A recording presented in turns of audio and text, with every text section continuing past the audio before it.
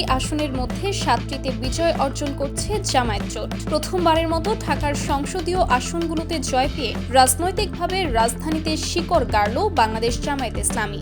১২ তারিখ জাতীয় নির্বাচনের ফলাফল বিশ্লেষণ করলে দেখা যাচ্ছে বিগত সময়ে রাজধানীতেই দলটির শক্ত অবস্থান তেমন ছিল না। এবার এ ৭ আসনের জয়ের মাধ্যমে শক্ত অবস্থান তৈরি করল, যা দেশের রাজনীতিতে নতুন সমীকরণ তৈরি করছে দলটি।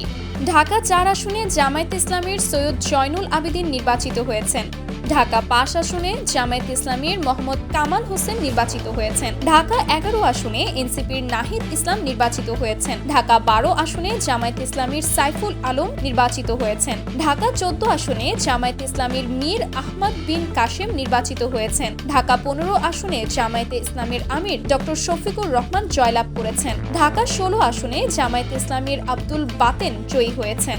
এসব আসনে উল্লেখযোগ্য ভোটের ব্যবধানে জামায়াতে ইসলামীর প্রার্থীরা বিজয়ী হয়েছেন। বাংলাদেশ স্বাধীন হওয়ার পর থেকে এতদিন রাজধানীতে কোনো সংসদীয় আসন জিততে পারেনি দলটি। ফলে এই ফলাফলকে রাজনৈতিকভাবে ব্রেক থ্রু হিসেবে দেখা হচ্ছে।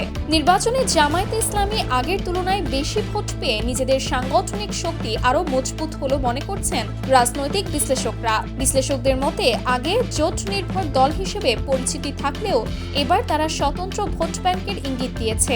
অন্যদিকে জাতীয় পর্যায়ে সরকার গঠন করছে বিএনপি নেতৃত্বাধীন জোট, আর জামায়াতের বড় বিরোধী শক্তি হিসেবে সংসদে ভূমিকা রাখবে। ২০০১ সালের ১ অক্টোবরে অনুষ্ঠিত হয়েছিল অষ্টম জাতীয় সংসদ নির্বাচন।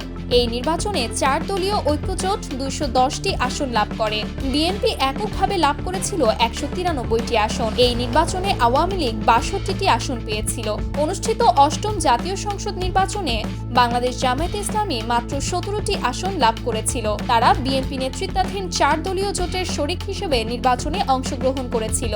ফলে দীর্ঘ ২৫ বছরের ব্যবধানে জামায়াতে ইসলামীর আসন এখন জোটসহ ৭৭টি। ত্রয়োদশ জাতীয় সংসদ নির্বাচনের আগে জামায়াতে ইসলামী ঢাকায় বড় সমাবেশ করে, যা তাদের রাজনৈতিক বয়সে এর আগে কখনোই এমন বড় সমাবেশ করতে দেখা যায়নি। এমনকি রাজনৈতিকভাবে কর্মসূচি এবং সাংগঠনিক কার্যক্রম জোরদার করেছিল দলটি। দেশের বিভিন্ন জেলা উপজেলা থেকে কর্মী এনে রাজধানী কেন্দ্রিক শক্তি গড়ে তোলার পরিকল্পনা নেয় তারা।